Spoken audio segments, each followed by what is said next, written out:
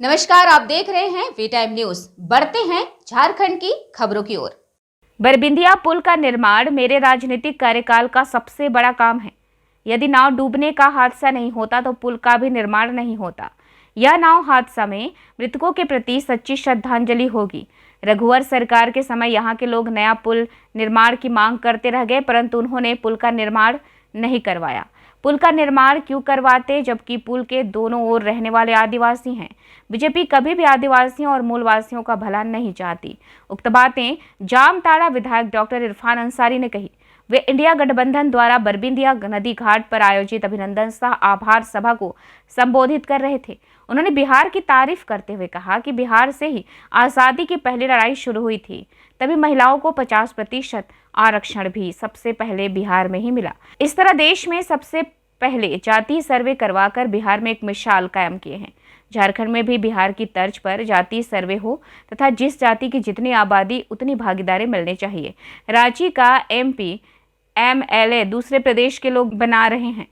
गोड्डा के सांसद भागलपुर के रहने वाले हैं। भागलपुर में उन्हें कोई नहीं पूछता तो गोड्डा से आकर चुनाव लड़ रहे हैं और हमारे ही मुख्यमंत्री को आंख दिखा रहे हैं। स्थानीय लोग स्थानीय जनप्रतिनिधि का चयन करें तथा राज्य का और क्षेत्र का विकास और भला हो सकता है। उन्होंने कहा कि आगामी विधानसभा चुनाव में निरसा से झामुमो प्रत्याशी अशोक मंडल को भारी वोट से जीत दिलवाएं। डॉक्टर इरफान अंसारी ने कहा कि झारखंडियों की जमीन पर बड़े बड़े उद्योग धंधे चालू हुए, परंतु दुर्भाग्य की बात है कि झारखंडी पकौड़ी बेचने को विवश है। वही दूसरे प्रदेश से आकर लोग राजा बनकर बैठे हुए हैं तथा यहाँ के आदिवासियों और मूलवासियों को आग दिखा रहे हैं। यह नीति अब नहीं चलने दी जाएगी। कहीं भी फैक्ट्री लग रही है तो उसमें जिनकी जमीनी गई है उन लोगों को रोजगार मिला है तथा स्थानीय निवासियों की कितनी नौकरियां दी गई हैं, इसकी जांच करवाई जाएगी।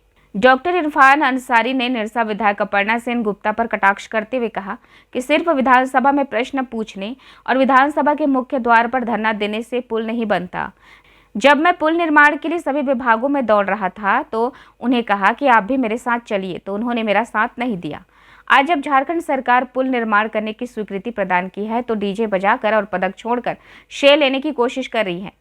जब भाजपा की सरकार थी तो क्यों नहीं पुल का निर्माण करवा लिए। भाजपा के लोग ओछी राजनीति से बाज आए। उन्होंने अपर्णा सेन गुप्ता पर कटाक्ष करते हुए कहा कि सच्ची मानसिकता से आएंगे तो शिलान्यास के अवसर पर आपको भी स्वागत करेंगे, परंतु गंदी मानसिकता से नहीं आए। पता नहीं गंदी मानसिकता लेकर आएंगी तो पुनः शिलान्यास के बाद पुल का पाया न धस जाए। अभिनंदन सह आभार सभा को संबोधित करते हुए टुंडी के विधायक मथुरा प्रसाद महतो ने कहा कि किसी भी राज्य के विकास की दूरी शिक्षा, स्वास्थ्य, सड़क होती है। केंद्र सरकार द्वारा लगातार प्रताड़ित किए जाने के बावजूद राज्य के मुख्यमंत्री हेमंत सोरेन राज्य के विकास के मूल धुरी के निर्माण में लगे हुए हैं।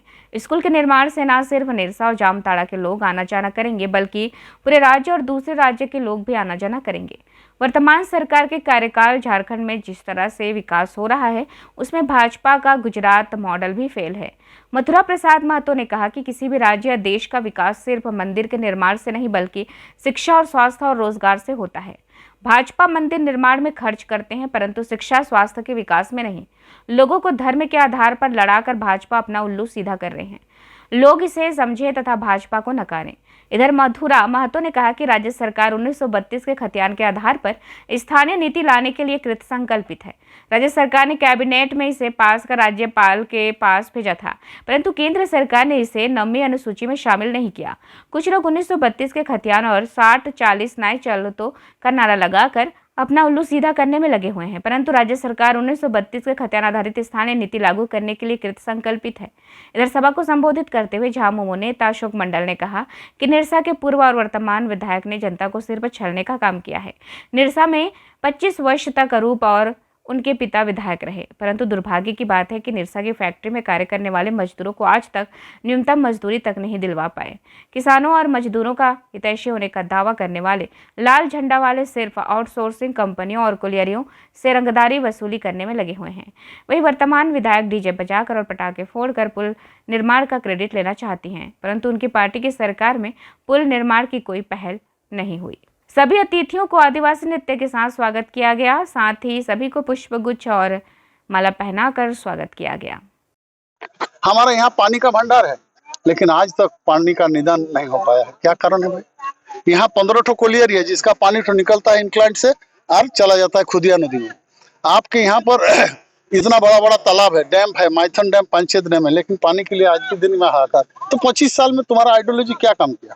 यही सच्चाई है, ऐसा नहीं किया और आज भी लोग को ठगने का काम कर रहा है। आज देखिएगा किस तरीका से आज के दिन में वर्तमान समय में ठगने का काम कर रहा है, रंगदारी करने का भी काम कर रहा है। एक समय इसका बाबूजी वहीं पर रहता था और कृष्णा सिंह को बोलता था माफिया माफिया माफिया, यहाँ चोरी करता है, डकैती करता है, रंगदारी लेता है। आज उसका बेटा या खुद माना माफिया का काम कर रहा है। तो ये अंतर हो गया है। आज के दिन में बोलना और करना दोनों में बहुत अंतर है। इसीलिए अशोक मंडल जितना बोलेगा उतना करेगा, नहीं होगा तो माफी मांग लेगा भाई हमसे नहीं हो पाया। वर्तमान विधायक द्वारा जो एक दिन पहले प्रबंधक के लिए जो कार्यक्रम किया गया, ढोल लगाना बजाया गया, कुछ निकाला गया। देखिए मैं आपको बता रहा हूँ, जिसका इनमेच्योरिटी रहता है ना तो वो कुछ कर सकता है। अगर किसी का मैच्योरिटी रहेगा। अच्छा मैं आपको बता रहा हूँ, हमारा माननीय मुख्यमंत्री जी का चिट्ठी है, मैं आपको दिखाऊं, देखे आप लोग? देखे तो मैं कभी बोला आपसे आज वक्त है बोल के हम बोल रहे हैं। जो देखिए माननीय मुख्यमंत्री का सेक्रेटरी से चिट्ठी दिया है हमको, जो हमने पुल को जल्दी व्यवस्था करने का काम करेंगे। लेकिन इसका पहले कभी बोले हैं आप? कुमारडुबी का रेल लाइन का हम रेलवे DRUCC का मेंबर हुआ करते थे, हमने कई बार उस विषय को सामने रखा, हमारा भी एक योगदान रहा, ऐसा नहीं है। लेकिन ये लोग के बीच में इस तरीका से अफवाह फैला के, काम जितना नहीं करता है उससे ज्यादा अफवाह फैला के यहाँ पर राज करने का काम कर रहा है। अब निशा का जनता सीख गया है, जान गया है, वो उसका माने राजनीति खत्म होने वाला है। मैं आपको मतलब अशोक मुन्ना साइलेंट मोड में काम करते, ढोल नहीं पीटते। निश्चित रूप से ये इसका उदाहरण केट आप देखिएगा। हमने कभी बोला कुमारडुबी के ब्रिज के बारे में? आपका जब वक्त आया तब हमने रखा। बरबिंदिया ब्रिज के बारे में कभी हम नहीं बोले। आज ही इसको जेरक्स करा के हम लोग कुछ मीडिया बंधु को दे दीजिए ताकि लोग को मिले जे हम कितना बार कोशिश किए। और ये तो चिट्ठी आपने देखा, जब अर्जुन मुंडा का भी सरकार था ना, मुख्यमंत्री था, उस समय भी मैं आपको बता रहा हूँ, उसका भी चिट्ठी में जरूरत होगा तो दिखा दूंगा। हमने रखा कि बरबिंदिया पुल बनना चाहिए। सक्रियता से पुल नहीं बनता। पुल आपका मेहनत, लगन और ईमानदारी से प्रयास करने के बाद ही ये परिणाम निकल के आया है। गिरबंदिया पुल निश्चित तौर पर एक चैलेंज था मेरे लिए और मुझे नहीं मालूम था कि इतना बड़ा पुल हो गई। पहली बार चुनाव जीता तो लोगों ने मुझसे मांग किया था कि सर ये पुल बनवा दें।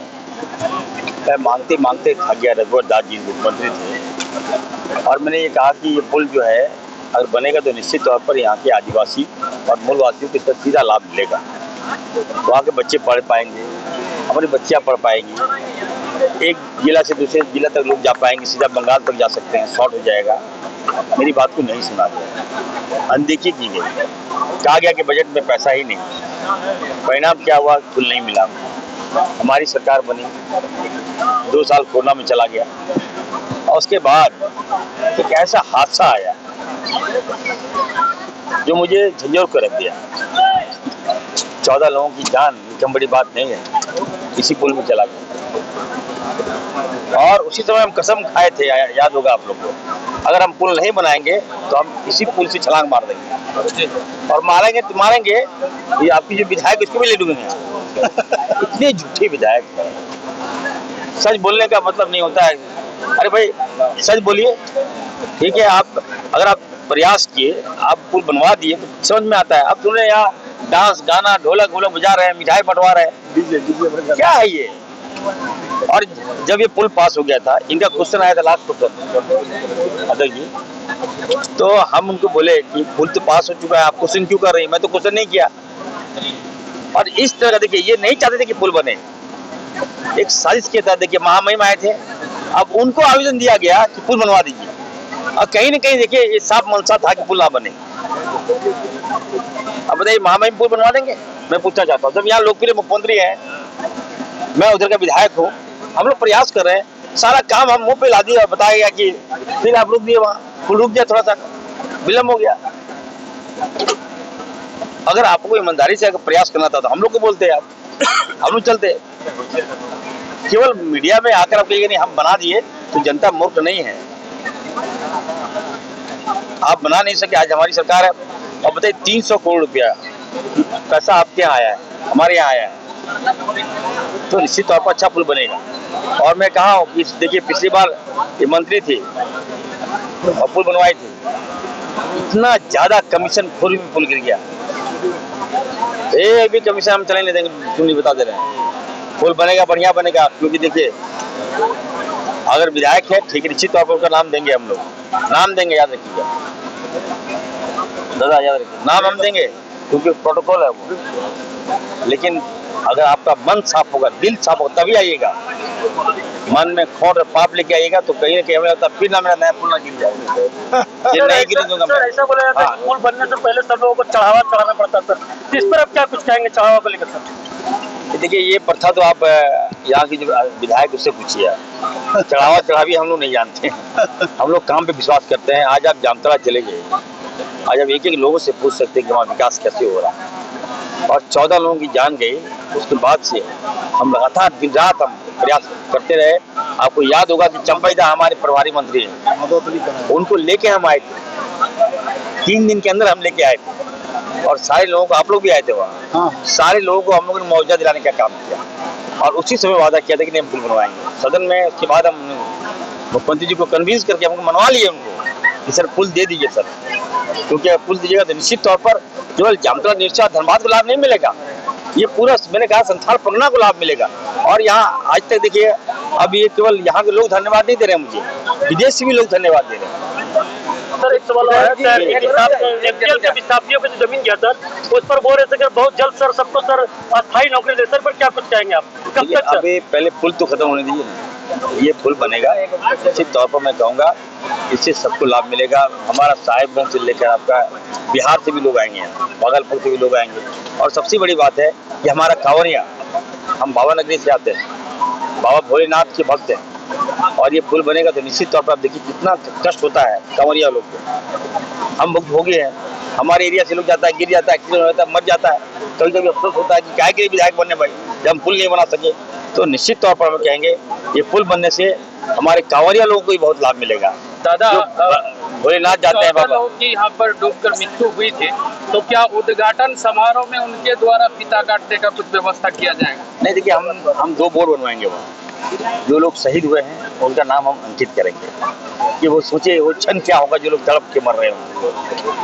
अच्छा, एक और वो बच्चा सोचिए जो अपने माँ बाप को खो दिया, वो माँ को सोचिए जो अपने औलाद को खो दिया, वो बाप को सोचिए जो बेटा वेट करता रहा कि मेरा बेटा आएगा, मेरा बेटा आएगा, और बेटा पानी में डूब गया। अगर ये लोग पुल बना दी होती थी 14 लोगों की जाने नहीं जाती। और किस मुंह से ये लोग बोलता है कि हम बनवा दिए, हम जरा भी लज्जा नहीं है क्या, जरा भी शर्म नहीं है, जरा भी नैतिकता नहीं है क्या? आप बना दिए पुल, कहाँ से आप बना दीजिएगा? आपको कोई भी मांग पूरा होता है क्या? पिछले बेवजह का मैं बता दे रहा हूँ, भूटा श्रेय मत लीजिए, जनता समझ चुकी है। जनता जो धरना में बैठती है, सवाल उठाती है, कहीं ना कहीं मुख्यमंत्री को भी उन्होंने बधाई दी है, तो क्या वो छलावा है क्या? जब आपको मालूम है, एक मिनट, जब आपको मालूम है कि हम घर मिल गया है तो बाहर जाके क्या नाटक कीजिएगा क्या? हमको मालूम है अंदर कि पुल मिल ही गया है, अब दिखावा दिखा रहे हैं कि नहीं हम पुल का मांग कर रहे हैं, पुल का मांग कर रहे हैं। स्टेप उठाएंगे, हमारे मुख्यमंत्री जी ने साफ साफ कह दिया है कि झारखंड में भी बिहार के तर्ज पर जनगणना होगा। आज आप देख लीजिए, झारखंड में अगर 14 MP हैं, उसमें 7 MP बाहर के। अगर जातीय गणना होगा, जनगणना होगा, तो यहाँ के लोकल MP बनेंगे। आप बनेगा, पत्रकार बंधु लोग MP बनेगा मेरा, और लोग बाहर चाहते हैं, बताइए साहब, और हम पे राज करते हैं, हम पे आंख दिखाते हैं, और हमें चोर कहते हैं। मुख्यमंत्री जिसके पिताजी ने राज दिया उसका बेटा चोर होगा क्या? जमीन तो मालिक है वो, अब उस पर आरोप लगता है कि जमीन घोटाला। बताइए, ये अच्छी परंपरा नहीं है। घोटाला तो रघुवर दास जी ने किया, आपको झारखंड में बसाई आदिवासी की जमीन पर आप बैठकर आप हमें आंख दिखा रहे हो यार, हमें उंगली दिखा रहे हो, ये अच्छी परंपरा नहीं है। जनता समझ चुकी है। तमाम लोगों से मैं कहूँगा कि जनगणना हो और जातिगत जनगणना होना चाहिए, जिसकी जितनी आबादी, अपनी सभी लोग भागेंगे। देखिए धनबाद के जो सांसद भी भागेंगे, जहाँ घर वहाँ चढ़िए, आप नहीं लड़िएगा तो हमको सीट दीजिए। अब हमारे लोगों को बोलिए कि मेरा मरांडी, मेरा मुरू, मेरा टुड्डू भी वहाँ भागलपुर से सांसद बने, बिहार से सांसद बने, बेगूसराय से सांसद बने, राजस्थान में सांसद बने। हाँ दीजिएगा, आदान प्रदान करेगा। मैं ये कहना चाहता हूँ, जितना हमारे लोगों को चेतना होगा, जागरूक करना होगा, और जात पात में बढ़कर ये लोग माला माल होता है, ये लोग कमाता है, आपको लूटता है, आपका पैसा लूटता है, आपका हक लूटता है, और आपको झूठे चीज में फंसाता भी है। स्थानीयों के लिए लगातार जयराम महतो अभी आप लोगों के लिए एक तरह का ये बनते एक हैं, मिनट, तो क्या दादा। कहेंगे इस पर? दादा देखिए, जयराम जी को मैं कहूँगा, जयराम महतो जी को मैं कहूँगा कि आप युवा हो, यूथ हो, पहले आप जानिए कि राज किसने लिया। राज्य लिया आदरणीय दिसंबरगुरु शिबू सोरेन जी ने, जनाब फुटान अंसारी ने राज लिया। तो आप उन पे छोड़ दीजिए कि कहाँ पे 32 होगा, कहाँ पे 38 होगा, कहाँ पे 37 होगा, अब वो लोग समझेंगे। हम कौन होते हैं? अगर हम बोले मंच में खड़े हो जाएंगे, हम बोलेंगे हम 32 दिला देंगे, क्यों भाई? राज जो दिलाया तब नहीं ये बातें आ रही है। अगर राज अलग नहीं होता तो ये बातें नहीं आती ना। तो हमको छोड़ दीजिए। और मैं कहूँगा कि चलिए आप अच्छा बोलते हैं, और हम तो उनको कहे कि आप जो जिस लैंग्वेज में बोलते हैं, ये मांग अभी लोगों ने किया हमसे।